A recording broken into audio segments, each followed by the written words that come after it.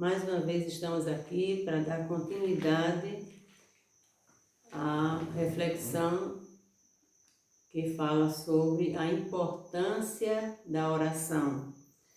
E queremos trazer um versículo que se encontra na Epístola Universal do Apóstolo Tiago, capítulo 5, e o versículo 16, a parte B, que diz: a oração feita por um justo pode muito em seus efeitos.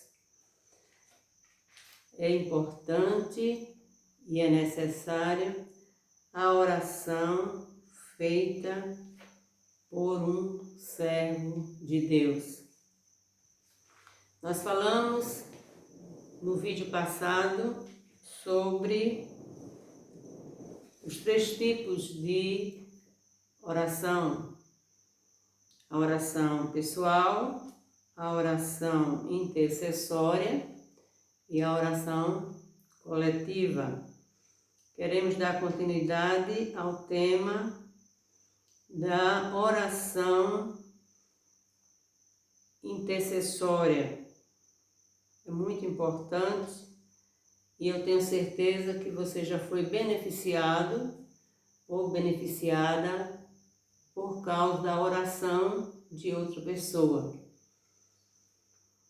No livro de Gênesis, capítulo 18 e o versículo 17, encontramos Deus indagando da seguinte forma: ocultarei a Abraão o que faço? Percebemos que nesse texto Deus estava prestes a tomar uma decisão. Ele iria destruir 2 cidades por causa da iniquidade que ali era praticada. Mas quando ele compartilhou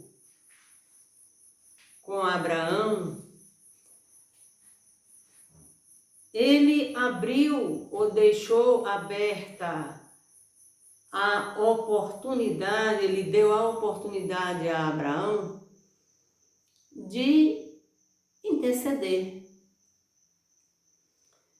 E é um privilégio muito grande por termos acesso e falarmos com Deus em prol de alguém ou de muitas pessoas. Abraão, quando começou a interceder pelos justos, ele não estava pondo em dúvida a justiça de Deus, mas ele estava perguntando se os justos pagariam pelos pecados dos injustos. E Abraão começa a apresentar uma quantidade de justos que, se houvesse naquela cidade, se Deus tomaria ou levaria a decisão até o final. E Deus disse, desde que Abraão começou a apresentar 50 justos, 45, 40 e por diante, Deus respondia, por amor aos justos, ou por amor àquela quantidade que Abraão apresentava, Deus não destruiria a cidade. Entendemos que Deus tem detido a sua mão por causa dos fiéis que estão na terra. E aqui, quando falo de fiéis, eu não estou falando de placa denominacional, eu estou falando dos fiéis que a Bíblia se refere a povos, línguas, tribos de todos os cantos da terra. Surgirá uma multidão que tem sua vida pautada nos princípios bíblicos e que tiveram as suas vestiduras lavadas e purificadas no sangue do Cordeiro. E aqui, quando Abraão, na conversa que ele tem com Deus, orar também é conversar. Quando Abraão chega no número 10, na quantidade de 10 justos, Deus silencia.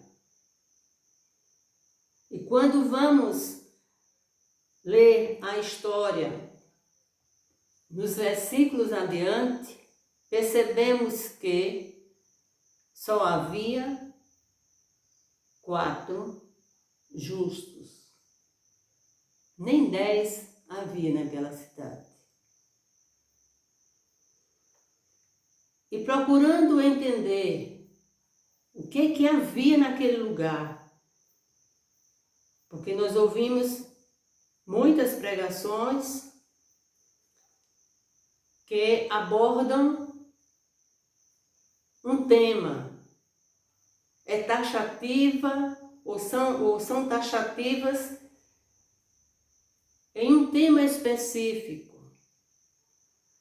Mas no livro de Ezequiel, capítulo 16, versículos 49 e 50, encontramos Deus respondendo, o próprio Deus falando: a iniquidade de Sodoma, e apresenta esses pecados: soberba, fartura de pão e próspera tranquilidade. Mas nunca amparou o pobre e necessitado. Foram arrogantes e fizeram abominações diante de mim, pelo que eu, vendo isto, as removi dali. Esse as se refere não somente a Sodoma, como a Gomorra. Eu abreviei o texto para que a reflexão não ficasse muito longa. Então percebemos que as pessoas que moravam naquelas 2 cidades eram soberbas, se confiavam na fartura e estavam muito acomodadas. Observem que as palavras próspera, tranquilidade, nada trazia, não havia inquietação, não havia motivo de preocupação. Eles estavam confortáveis, eles estavam na zona de conforto,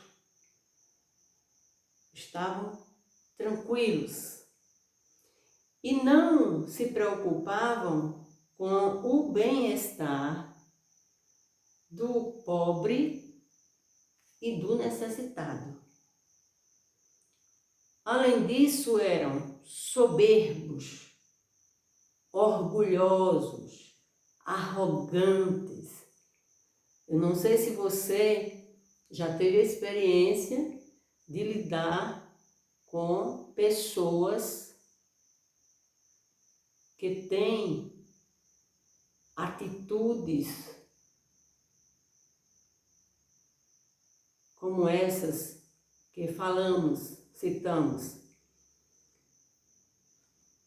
É desagradável para nós que somos imperfeitos observarmos alguém tratar outro com arrogância ou ao falar com soberba, suas atitudes são soberbas. Nos faz mal. E olha, nós somos imperfeitos. Imagina essas atitudes diante de Deus. Um Deus santo, perfeito, mas que enviou o seu Filho e Jesus se despojou de toda a sua glória, se fez carne, habitou entre nós, veio para servir, e nós que temos uma vida tão pequena, somos tão falhos, e muitas vezes queremos se alimentarmos o ego, a soberba aparece, a arrogância também, e Deus não suporta. Então, dentre tantas coisas que não agradavam a Deus, a soberba e a arrogância aumentava, prevalecia. E Deus livrou os 4, mas a Bíblia diz que uma pessoa daquele grupo de justos, em determinado momento, esqueceu da orientação de que não deveriam olhar para trás. A mulher de Ló. Ela olhou para trás e a Bíblia diz que se tornou em uma estátua de sal. Como é que pode isso acontecer? Pode. O ser humano, ele é muito tendencioso a esquecer aquilo que Deus ensina, exorta, e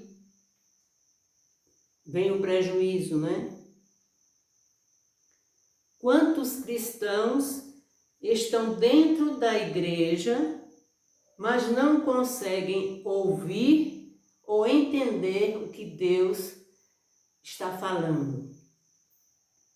Deus nunca deixou de falar para o seu povo, mas, infelizmente, isso acontece, assim como aconteceu com a mulher de Ló, acontece nos dias atuais. Precisamos vigiar para não olhar para trás. O que é olhar para trás? É ter coisas no coração, lembranças do passado, lembranças de coisas que não agradam a Deus e que muitas vezes queremos ou somos incentivados ou atraídos para olhar com saudosismo, E Deus, nessa noite, volta a falar a nosso coração de que essas coisas não lhe agradam. Nós vamos falar da igreja primitiva. E aí estaremos abordando a oração coletiva. A igreja primitiva era uma igreja que crescia de uma forma tremenda e Pedro e João estavam pregando num determinado lugar, estavam ensinando ao povo, e os sacerdotes e os anciãos se levantaram incomodados com os ensinos, os novos ensinos, falando de Jesus de Nazaré, e ele também dizendo que em nenhum outro haveria salvação somente por meio de Jesus.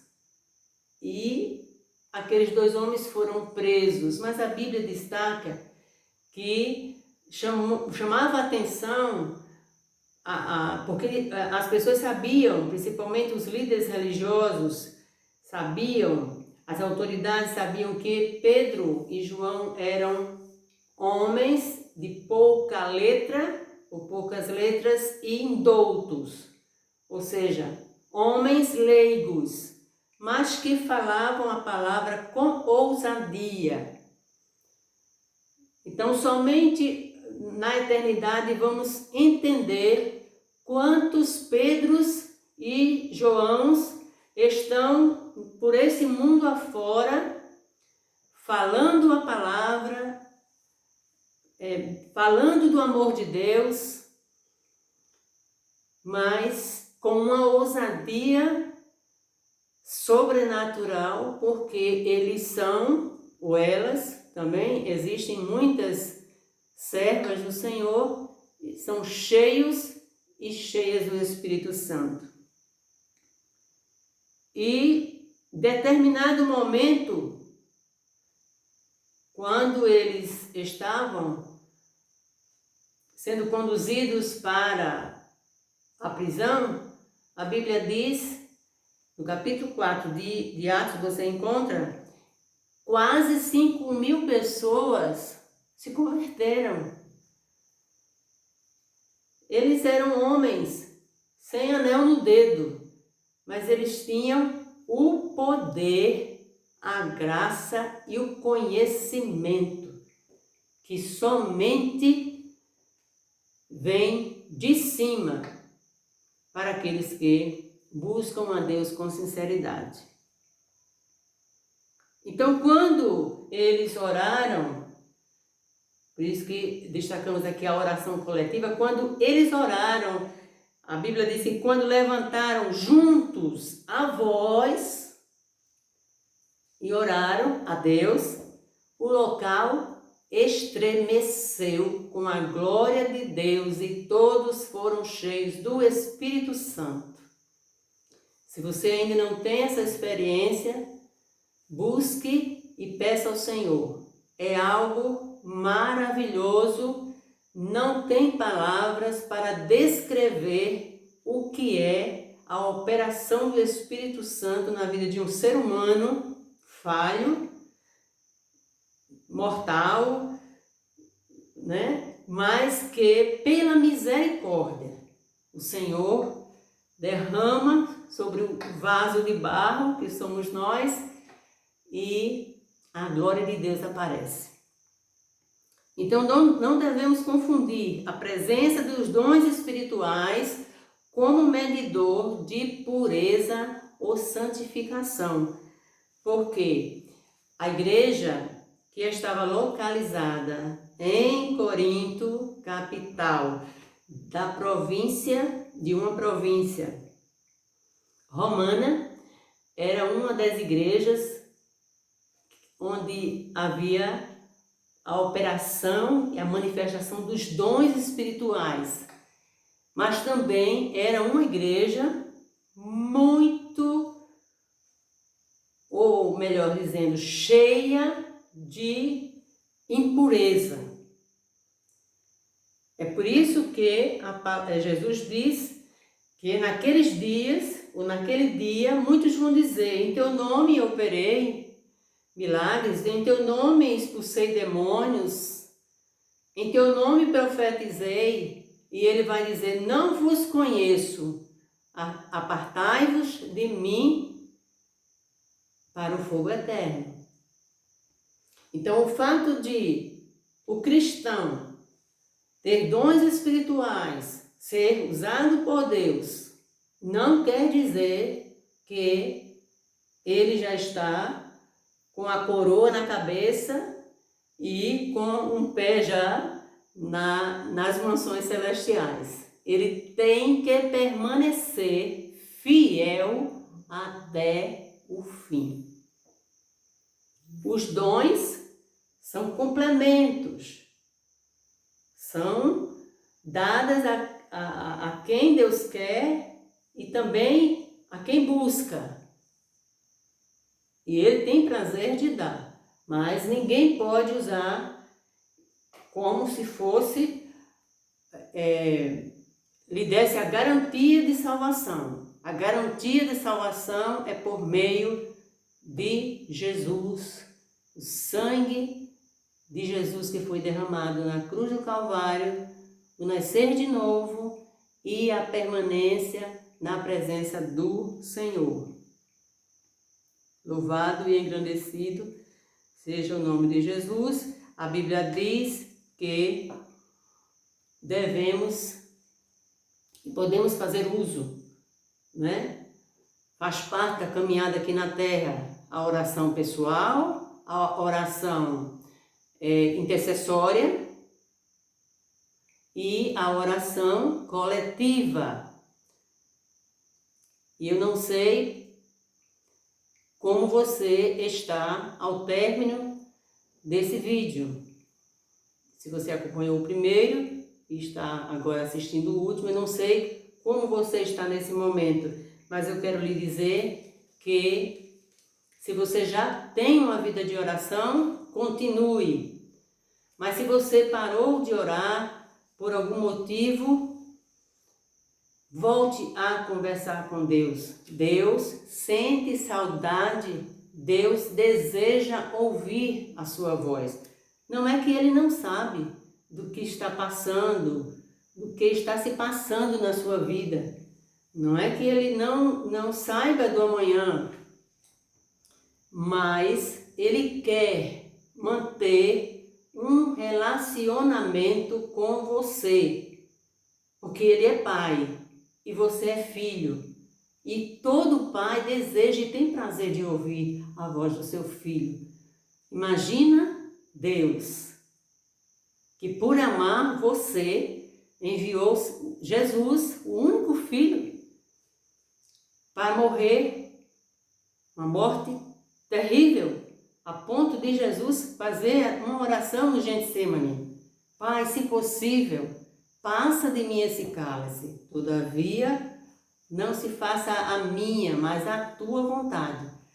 Então Jesus, ele sabia que ia passar um cálice amargo, mas por amar você, por amar a humanidade. É por isso que em João 13,16 está escrito, porque Deus amou o mundo de tal maneira que deu seu Filho unigênito.